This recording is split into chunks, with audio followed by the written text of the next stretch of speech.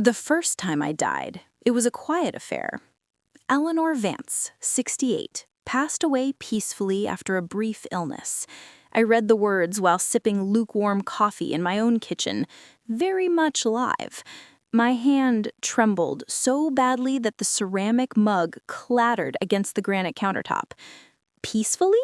Brief illness? I hadn't had so much as a sniffle since Christmas. My best friend, Brenda, had been the one to call. Her voice was thick with tears catching in her throat as she asked why no one had told her. "The funeral is Saturday," she'd sobbed. "At noon. I saw the notice. Oh, Eleanor, I can't believe you're gone." I had to tell her to sit down before I explained that I was, in fact, not gone. The line was silent for a full 30 seconds before she let out a shriek that probably scared her cat. But after the initial shock wore off, a cold, hard dread began to set in. Someone had declared me dead, and I had a sickening feeling I knew exactly who. It all came back to the money. My money. The $9 million I'd made 6 weeks ago, and the daughter who believed it was already hers. This wasn't just a simple case of greed.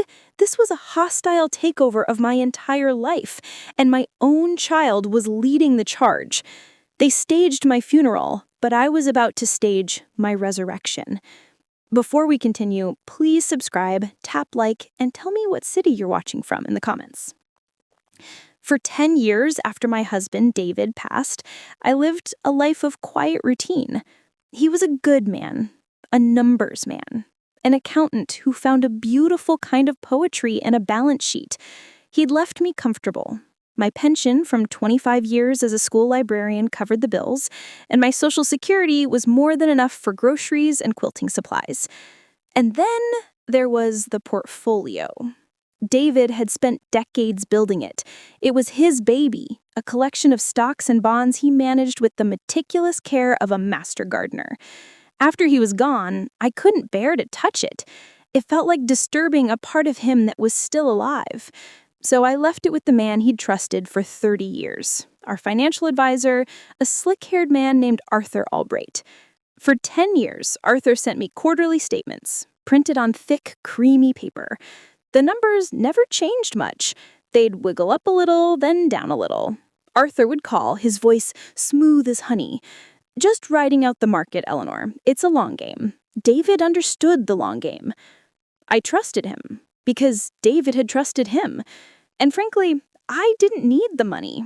It was a nest egg for my golden years, for my daughter Jessica, and someday, her children. Jessica was my only child. At 42, she was married to a man named Greg, who sold commercial real estate, or at least that's what he told people. They lived 3 hours away in Raleigh, in a new-built house that was just a little too big for them, with a car that was just a little too expensive. Jessica called me every Sunday, a dutiful routine that had begun to feel more like a checklist item than a genuine conversation. "How are you, Mom?" The question was always followed by a sigh and a subtle pivot to their latest financial squeeze. The property taxes were higher than expected. The country club dues were coming up. Greg was waiting on a big commission that was just around the corner. "It's fine, we're fine," she'd say, her voice thick with a frustration that was clearly meant for me to hear. It'd be nice to have a little breathing room, to not feel this constant pressure." The implication was always there, hanging in the air between us. The portfolio. Your portfolio. My inheritance.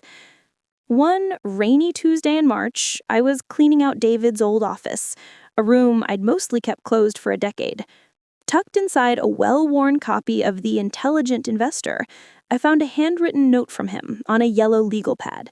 It was a list of stocks, but one was circled several times with little stars drawn around it. Aether Core Dynamics. I remembered him talking about it, his eyes shining with excitement. It was a tiny, risky biotech startup working on something revolutionary in cellular regeneration. "This is the one, Ellie," he'd told me. "This one is going to change the world. It's a lottery ticket, but I have a feeling it's a winner." Out of curiosity, I pulled up my latest statement from Arthur. Aether Core was there, all right. A measly 5,000 shares listed at a value of about $2.50 a share. It was practically a rounding error in the portfolio's overall value. I called Arthur the next morning. "Oh, Aether Core," he said with a dismissive chuckle. Bless his heart. He loved a long shot. "Frankly, Eleanor, it's dead weight. We should have sold it years ago. It's never going to amount to anything." Something about his tone felt wrong. It was too practiced, too smooth. For the first time in 10 years, a sliver of doubt wedged itself in my mind. David was not a fool. He was a brilliant, careful man. So I did something I hadn't done in a decade. I started doing my own research. I spent hours in my sunroom, my laptop open, learning everything I could about Aether Core dynamics. They were in the final stages of FDA approval for a groundbreaking drug, something that could rewrite how we treated severe nerve damage. The online investor forums were buzzing with speculation. The Phase 3 trial results were due any day. The next day, I made a decision. I called a different firm, one of those big national names you see on TV, and made an appointment. I met with a woman named Sarah Jenkins. She was half my age, sharp as a tack, and didn't talk down to me. She listened, really listened, as I told her about David and his note and Aether Core. She pulled up the company's financials on her big screen, her eyes widened. "Mrs. Vance," she said, turning to me, "your husband was a very, very smart man. This company is sitting on a gold mine. The clinical data is airtight. When the FDA approval comes through, this stock isn't just going to go up, it's going to explode." I had Arthur transfer the entire portfolio to Sarah's management. His phone call to me was laced with an icy fury that confirmed all my suspicions. "Eleanor, this is a profound mistake," he'd seethed. "You are being rash. This young woman doesn't understand David's strategy." I simply said, "Arthur, David's strategy was to be smart, not stagnant. The transfer is final." And I hung up. I told Jessica what I was doing, and her reaction was even worse. "Mom, are you crazy?" she shrieked over the phone. "You're moving Dad's money? Based on a note you found? Mr. Albright has known us forever. You don't know what you're doing. You're going to lose everything." Greg was on the other line, murmuring in the background. "She's confused, honey. We need to help her." The accusation stung, but it also stiffened my spine. This was my money, my husband's legacy, my decision. For 2 weeks, I held my breath. Every morning, I checked the news. And then, on a bright Thursday morning in April, it happened. The FDA had granted full approval. The news broke at 9:31 a.m. Aether Core Dynamics, which had been trading at $3 a share, opened at $97 a share. By noon, it was at $350. Sarah called me, her voice fizzing with excitement. "Eleanor, are you watching this? This is incredible!" We waited, watching the ticker climb. At 2:45 p.m., when it hit $612 a share, Sarah said, "This is the peak. It's time." I gave her the go-ahead. She sold all 5,000 shares.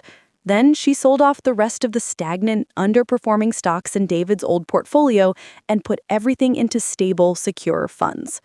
The next day, she called me with the final number. After capital gains taxes, the wire transfer hitting my local Clover Creek bank account was for $9,212,431 and change. I felt dizzy. It wasn't real. David's lottery ticket had come in. He'd done it. I cried for an hour straight, tears of grief and joy and shock. I wished I could tell him. Of course, the news traveled fast. I didn't tell anyone, but Jessica had a way of finding things out. 2 days later, her pristine white SUV was in my driveway. She and Greg stepped out, their faces plastered with wide, artificial smiles. They were carrying an enormous bouquet of lilies. "Mom, we are so proud of you," Jessica gushed, hugging me so tight I could smell her expensive perfume. "You're a stock market genius." Greg clapped me on the shoulder. What a mind for business, Eleanor. David would be tickled pink. The flattery was as thick and cloying as pancake syrup. They stayed for the whole weekend. They didn't talk about their bills. Instead, they talked about my future, my security, my health. It was a performance worthy of an Oscar. They brought up my little memory lapses. They'd say things like, "Mom, you already told us that story this morning, remember?" I hadn't. Or, "Don't forget you left the stove on yesterday." The burner was cold. It was subtle, constant, and designed to make me doubt myself. The climax of their visit came on Sunday afternoon. Jessica sat next to me on the sofa, holding my hand, her expression of deep, manufactured concern. "Mom, we've been talking. With all this new responsibility, we think it would be a good idea for you to sign a power of attorney, just so Greg and I can help you manage things, pay your bills, deal with the bankers. It would take all the stress off you. We just want to protect you." I looked from my daughter's earnest face to my son-in-law's encouraging smile, and a cold wave of clarity washed over me. They didn't want to help me. They wanted to control me, control my money. I said, "Thank you, dear," gently pulling my hand away. "But that won't be necessary. I'm feeling quite capable." The smiles vanished from their faces. Just for a second, a flicker of raw, ugly anger crossed Jessica's face before she replaced it with a look of wounded disappointment. They left an hour later, the air in the house thick with unspoken resentment. I felt a profound sense of loss, not for them, but for the daughter I thought I had. Stay till the end, I'll show the truth. 2 weeks went by. I started making plans. I wanted to set up a foundation in David's name, donate to the library, travel a little. I didn't need $9 million, but I wanted the security of knowing it was there, that my husband's legacy was being put to good use. Then came the first real attack. It was a phone call from Linda, the manager at my bank. "Eleanor, good morning. I'm calling to verify a wire transfer request. It's for a rather large sum, $100,000 to a real estate holding company." My blood ran cold. "Linda, I did not authorize any transfer."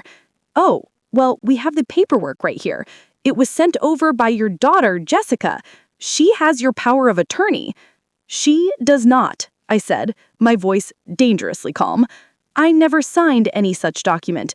Do not, under any circumstances, release a single penny from my account." "Of course, Eleanor. I'll freeze everything immediately. We'll need you to come in and file a fraud report." Linda emailed me a scanned copy of the power of attorney. There was my name in a shaky scrawl that looked vaguely like my signature. It had been notarized a week prior in a town called Sanford, an hour's drive away. The notary's name was Constance Lott. The document gave Jessica sweeping powers over all my financial and medical affairs. I looked at the date on the notarization, Tuesday, May 16th. A cold smile touched my lips. I knew exactly where I was on May 16th. I was at my Tuesday morning quilting guild meeting in the church basement with 15 other women. I even had the receipt from the fabric store I'd stopped at on my way home, time-stamped at 1:12 p.m. I had proof. It was a forgery. I drove to the bank and filed the report. The police were called. An officer took my statement, but he seemed skeptical. "Are you sure you didn't just forget, ma'am?" he asked, tapping his pen on his notebook. "Sometimes these things can get confusing." I felt a hot flash of rage. I was being treated like a doddering old fool. I showed him my receipt and gave him the names of my entire quilting guild. He sighed and wrote them down, but I could tell he didn't believe me. He saw an old woman and a concerned daughter. Frustrated and shaken, I went home. Jessica called that evening. "Mom, the bank called me. They said you told them the POA was a fraud? Why would you do that? I was just trying to pay for that landscape designer you wanted." Her voice was dripping with false innocence. I'd never spoken about a landscape designer in my life. "Jessica," I said, my voice low, "you and I both know that was a forged document. Stop this. Stop it now." She started to cry. I don't know why you're being so mean to me. I just want to help you. You're not thinking clearly, Mom. I hung up the phone. My hands were shaking again. She was relentless. The gaslighting, the fake documents, it was escalating. I was already planning a quilting retreat to Asheville. I'd booked it months ago with my friend Brenda. I almost canceled, but then I thought, no, I am not going to let her turn me into a prisoner in my own home. I need to get away, to clear my head and figure out my next move. It was just for 4 days. What could possibly happen in 4 days? It turns out 4 days is more than enough time to kill someone. I packed my bags, my stomach in knots. I called Brenda and told her everything about the forged POA and the attempted bank transfer. She was horrified. "Ellie, you need to be careful," she urged. "This Greg, there's something off about him. And Jessica, she hasn't been herself in years." We made a pact. I would call her every single night from the retreat. I even gave a spare key to my next-door neighbor, Mrs. Gable, a sweet woman in her 80s, and asked her to keep an eye on the house. Keep watching, there will be justice. The retreat was a welcome distraction. The mountain air was cool and crisp, and the rhythm of the sewing machine was meditative. For a few hours at a time, I could almost forget the ugly drama unfolding back home. I focused on my quilt, a complex log cabin pattern with deep blues and soft yellows, the colors of the hydrangeas and the sun in my garden. I called Brenda every night as promised. Mrs. Gable reported nothing unusual. The house was quiet, no strange cars. Everything seemed fine. On the final day, I felt a sense of relief. I was heading home, back to my sanctuary, armed with a clear head and a renewed sense of purpose. I was going to hire a lawyer on Monday, a real one, a shark. I was going to protect myself and David's legacy once and for all. I pulled into my driveway around 3 in the afternoon on Friday. The first thing I noticed was the mail. The box was stuffed to overflowing. That was strange. Mrs. Gable always brought it in for me. I gathered the bundle of letters and walked to the porch. Tucked in the screen door was a white envelope with no stamp. It was a sympathy card. My stomach lurched. I opened it. It was from a distant cousin. "Dearest Jessica," it read. "We were so heartbroken to hear of your mother's passing. Our thoughts are with you during this difficult time." My mother's passing? I fumbled with my keys, my heart pounding against my ribs like a trapped bird. The house was cold and still. It felt empty, wrong. I dropped the mail on the hall table and my phone buzzed in my purse. It was Brenda. I answered, expecting to hear her cheerful welcome home. Instead, I heard a choked sob.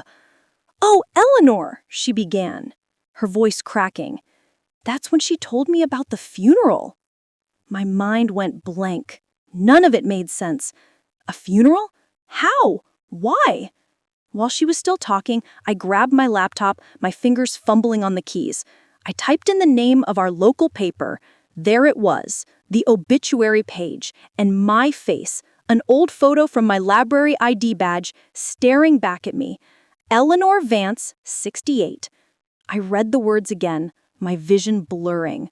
Passed away peacefully, brief illness, survived by her loving daughter Jessica and son-in-law Greg. Funeral to be held at St. James Chapel, Saturday at noon. That was tomorrow. They were going to bury me tomorrow. The room started to spin. I sat down hard on the stairs, the laptop sliding onto my lap. I tried to log into my bank account online. Access denied. I tried my credit card. Account frozen. My cell phone pinged. A text from my mobile carrier. "We've received your request to transfer this number to a new device. Please confirm." I hadn't requested any transfer. It hit me then. A tidal wave of ice-cold realization. The overflowing mailbox, the sympathy card, the obituary. While I was in Asheville, piecing together squares of fabric, my daughter had been busy piecing together my death. The forged power of attorney was just the beginning. This was the end game.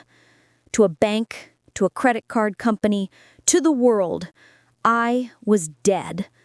A dead woman can't access her bank account. A dead woman can't report fraud. A dead woman can't stop her grieving, loving daughter from inheriting $9 million. They hadn't just tried to steal my money. They had stolen my life. I was a ghost in my own house, locked out of my own existence. And tomorrow, a group of my friends and family would gather to mourn me, while my daughter, my only child, put the final nail in my coffin. For a long moment, I couldn't breathe. Panic was a physical weight, pressing down on my chest, a roar in my ears. My first instinct was to call the police, to run outside and scream, "I'm alive!" But the officer's skeptical face flashed in my mind. "Are you sure you didn't just forget, ma'am? They would think I was a crazy old woman, hallucinating from grief or dementia. My own daughter would say so. Poor Mom," she'd cried to the sheriff. "She's been so confused since Dad died. Now she's having delusions." Who would they believe? The panic subsided, replaced by a glacier of cold, hard rage. They underestimated me. They saw an old librarian, a widow puttering in her garden, and they thought I was fragile. They thought I would break. They forgot I was the one who raised her. I survived David's passing, a loss that truly hollowed me out, and I rebuilt my life, piece by piece, just like one of my quilts. I was not going to be erased by a greedy child and her worthless husband. My next call was not to the police. It was to Sarah Jenkins, my new financial advisor. I dialed her emergency cell number, the one she'd given me when we first met. She answered on the second ring. "Eleanor, is everything okay?" "Sarah," I said, my voice steadier than I expected. "I have a bit of a situation. It seems my daughter has had me declared legally dead." There was a stunned silence on the other end of the line. I explained everything, quickly and precisely. The obituary, the frozen accounts, the phone number transfer request. Sarah didn't waste time with disbelief. "My God," she whispered. "Okay, Eleanor, listen to me very carefully. Do not go back to your house. Do you have your passport, your driver's license?" "Yes, in my purse." "Good. Do you have a credit card she doesn't know about? A department store card? Anything?" "I had an old belt card I only used for quilting supplies."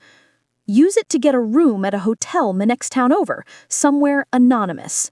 Pay in cash if you can. Do not use your regular cards or phone. I'm going to make a call. I know a guy. He's the best. Meet me at my office in Charlotte at 9 a.m. tomorrow. We're going to war." I felt a surge of adrenaline. This was a plan.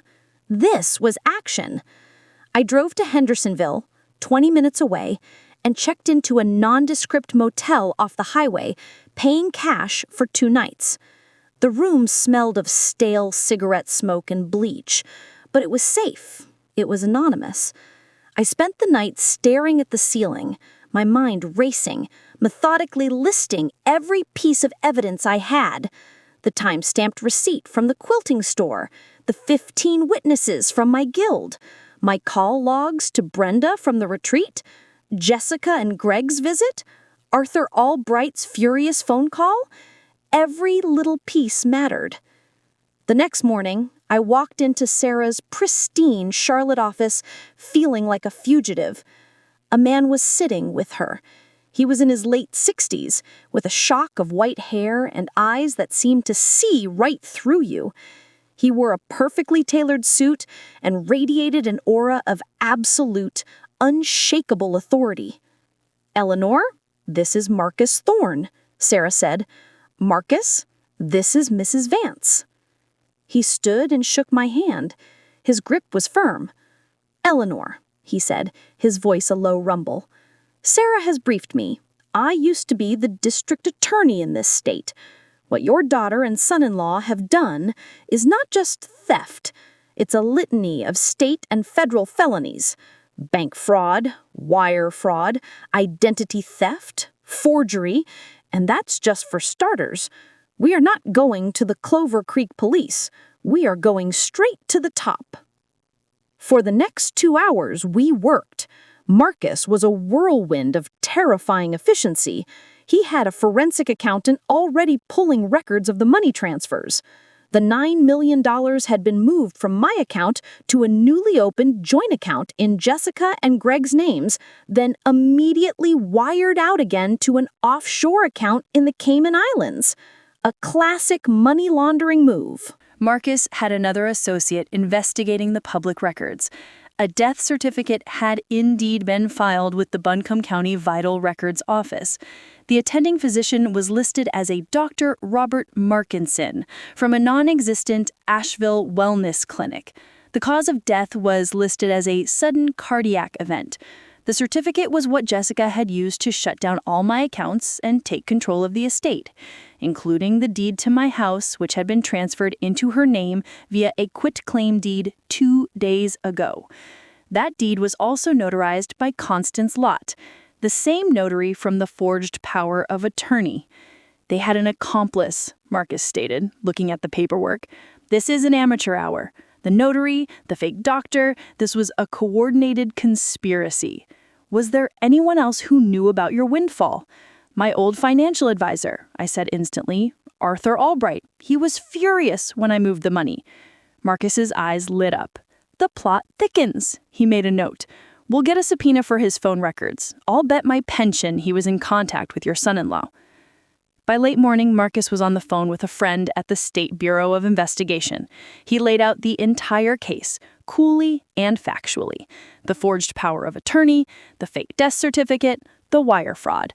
There was a long pause, and then I heard him say, "Yes, the funeral is at noon, today." Another pause. That's what I was thinking too. He hung up and looked at me. "Eleanor, the SBI is going to take the lead. They'll have agents in place. But I have a question for you. And it's not a legal one. How do you want to handle this?" I knew exactly what I wanted. I wanted them to see my face. I wanted to watch their world crumble around them right in the middle of their victory lap. "Marcus," I said, my voice as steady as steel, "I want to go to my own funeral." "Don't click away. He'll get what's coming." Sarah looked horrified, but Marcus gave a slow, predatory smile. "I was hoping you'd say that," he said. "Let's get you a disguise."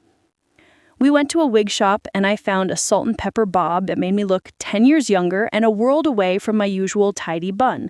Sarah bought me a chic black pantsuit, a pair of oversized sunglasses, and a wide-brim black hat. Looking in the mirror, I was a stranger. A stylish widow from out of town, perhaps. The kind of woman who would go unnoticed. We arrived at St. James Chapel 20 minutes before noon.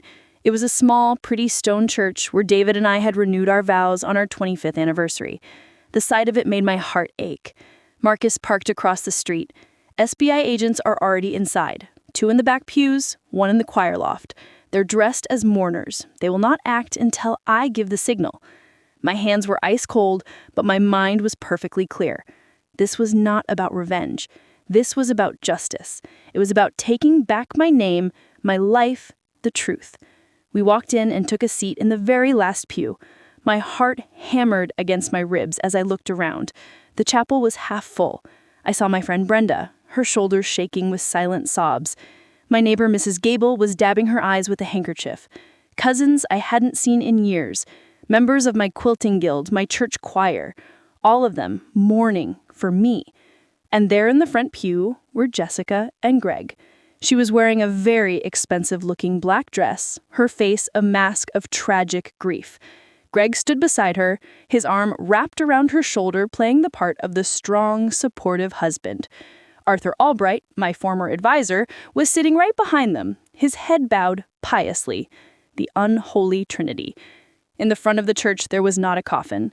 The obituary had mentioned my body had been cremated, a quick and tidy way to get rid of any need for evidence.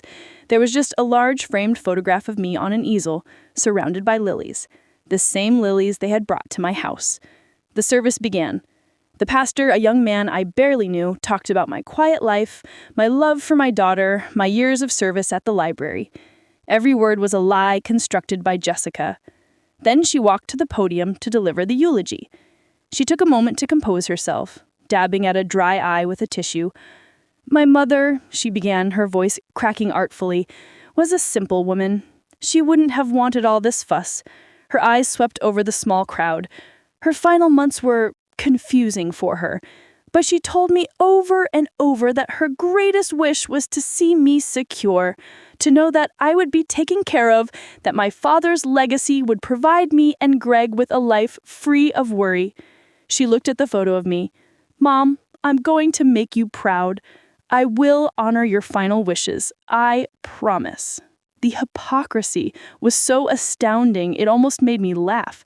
I could feel Marcus's coiled stillness beside me. He was waiting.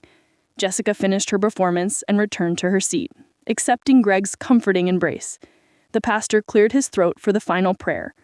This was the moment. Marcus stood up.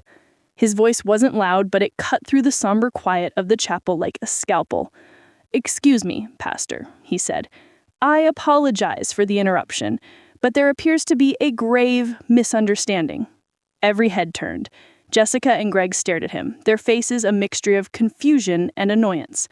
"I am Marcus Thorne, and I am here representing the estate of Eleanor Vance, and it seems reports of her death have been greatly exaggerated."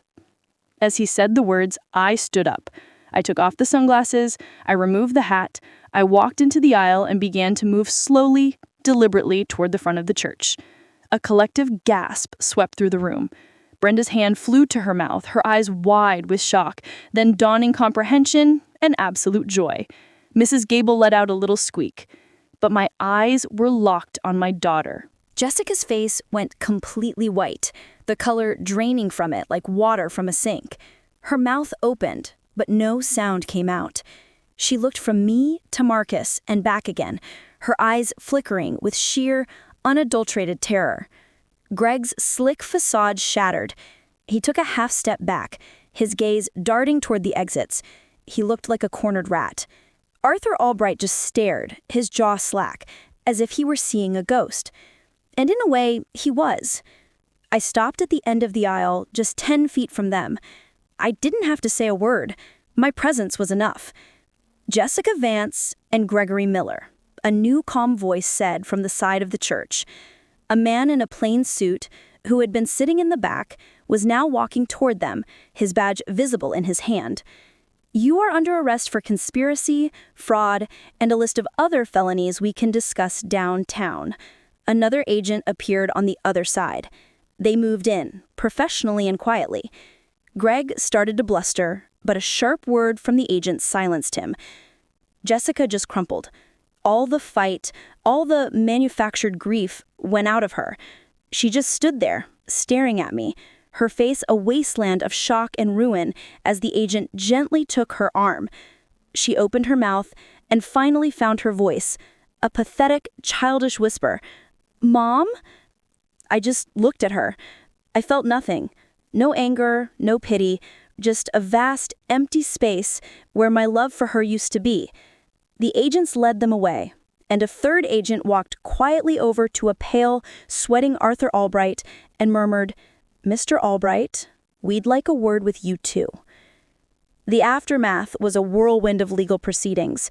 It was, as Marcus had predicted, a slam-dunk case. They had forged a death certificate. That alone was enough to put them away for years. Add in the wire fraud, the forged POA, the conspiracy, the list went on. The notary, Constance Lott, and the man who posed as the doctor both turned to state evidence in exchange for lighter sentences. They testified that Greg had paid them $10,000 each for their services. Arthur Albright's phone records showed dozens of calls with Greg in the weeks leading up to my death. They all went down. Jessica and Greg were sentenced to 15 years in federal prison. They lost everything. Getting my life back was an ordeal, but with Marcus guiding me, it was manageable. The death certificate was officially voided. The house was put back in my name. The banks and credit card companies fell all over themselves to apologize and restore my accounts. The SBI, with help from international authorities, was able to recover about $8.5 million of the $9 million from the Cayman Islands account. Jessica and Greg had already spent the rest on a new luxury car, designer clothes, and a down payment on a yacht. The government seized and auctioned it all off. A year has passed. I sold the brick ranch. The hydrangeas were beautiful, but the memories were not. I bought a lovely, light-filled condo in a new town closer to Asheville with a sunroom perfect for my quilting frame. I see Brenda every week. The rest of my friends, the ones who came to mourn me, now come to my new place for potlucks and laughter. I set up the David Vance Foundation, which gives scholarships to aspiring accounting students at the local community college. I also endowed the Clover Creek Public Library with a new children's wing. It felt right. It felt like what David would have wanted. Sometimes when I'm sitting in my sunroom, listening to the birds and the gentle hum of my sewing machine, I think about Jessica. I don't think of her with anger anymore, but with a kind of profound, aching sadness. She had a mother who loved her. She had a life, but she was poisoned by greed, by the idea that what someone else has should be hers. I've learned a few things at 69 years old. Trust your gut. It's smarter than you think.